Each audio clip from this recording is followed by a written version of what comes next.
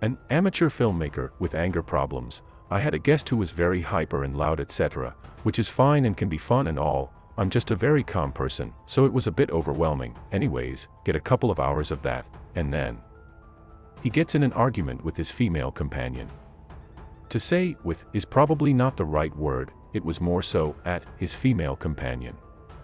He was yelling at her with all his voice, cussing her out, crying, full-on tantrum / losing his mind in anger. I've never heard anything like it. As I said, I'm a pretty calm person. She kept whispering for him to be quiet, remember you're a guest, people are staring, the windows were open, etc., but he just yelled and yelled. Stomping around in the flat, shoved my table so it fell off its hinge, yelled more until he was hoarse, etc. It was extremely threatening. This continued for over 2 hours. I was freaking terrified. This is a stranger, this is my first impression of him, and he is in my home. Finally, he punched his MacBook so the screen cracked and the keys fell off, and after cussing her out for that, because, obviously it was her fault, he went to the other room to try and fix it. I could hear she fixed the table, and afterwards stuck her head into my room, where I was sitting on my bed, crying, with the emergency number already typed out on my phone. She whispers, begging, "I am so sorry," before going into the room where he's sitting, presumably telling him he need to apologize, too. He comes in and says, "Oh no, I'm not like that, don't be scared," as I literally cower as he comes nearer. He starts explaining why he was right to be so angry with her. He was making a documentary, and he had her film the traveling, even though she was not a photographer or anything, and now that he looked at the filmings, he wasn't satisfied with it.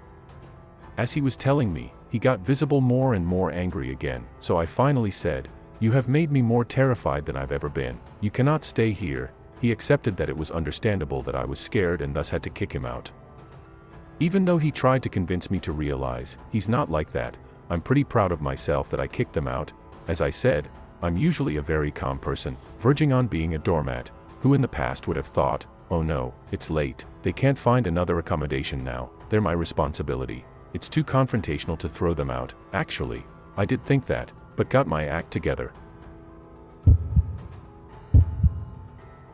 Creepy vibes. I've been couch surfing a few times and all my hosts have been really great, generous, and pleasant people, except for one older man who gave me creepy vibes. He was somewhere around 60 years old, living alone with his cats. He constantly kept talking about how difficult the last 10 years without sex have been, was commenting on my appearance all the time, came too close to my personal space, like, he grabbed the hem of my shirt, lifted it up, and said, "Do you have a little belly?" "No, you have no little belly." And when I was hanging my laundry to dry, he commented on my underwear, "Sexy, I like those."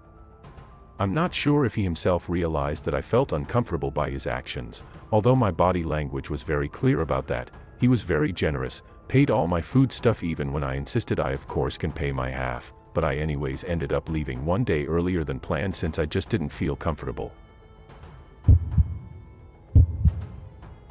The first and last couchsurfing guest. This was my first and last couchsurfing guest. To clarify, I think couchsurfing is awesome. I've stayed with a bunch of people all over the world who were very respectful, and I still let people crash with me if they're a highly recommended friend of a friend.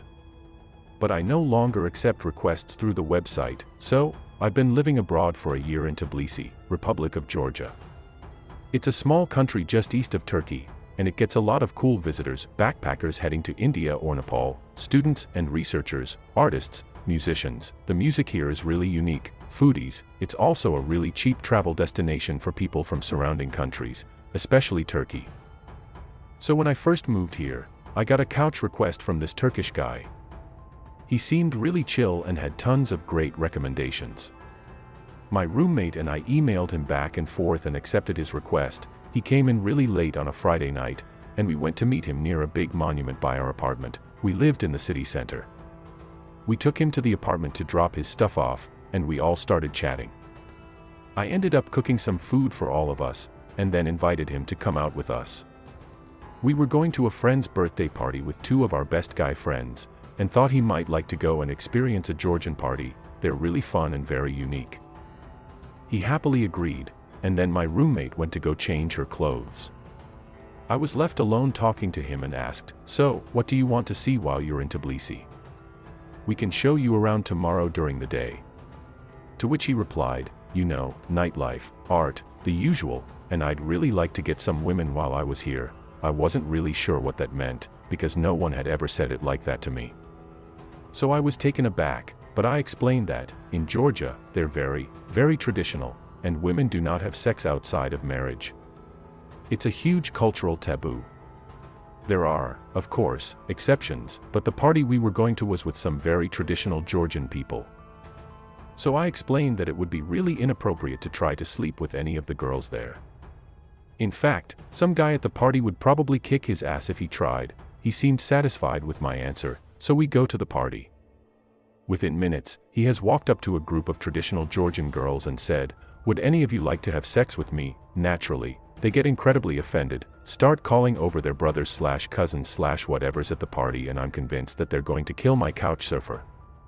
I got my Georgian friend to calm them down, and then we decided that we should just leave and go to a bar. As we're in the taxi going downtown, the couch surfer then proceeds to hang out of the window and scream, "Liberate Georgia.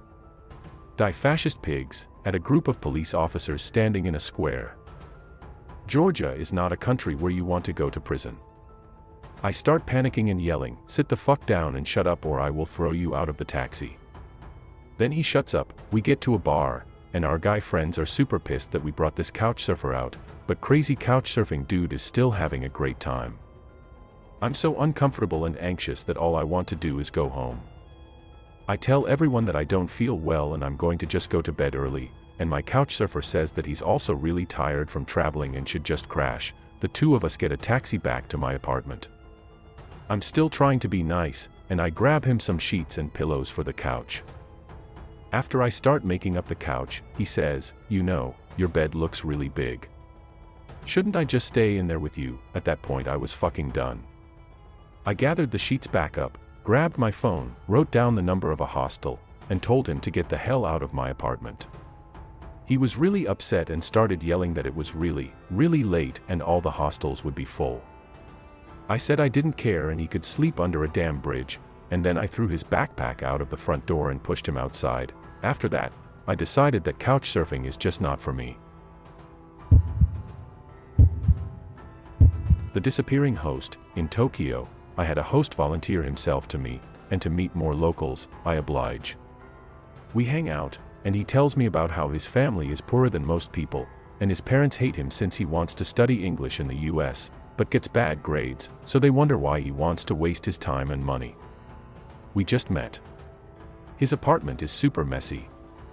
Like, does this guy have bed bugs? Messy. Also, after that night, he gives me the keys and disappears for 4 days. This matters because he lives about 15 minutes walking from the train station, and anyone who has stayed in Japan can tell you that the arrangement of neighborhoods is as zany as their game shows. One night it rained, and, well, I got lost in that rain for 4 hours. He told me to call him for anything, but didn't answer his phone at all once he disappeared.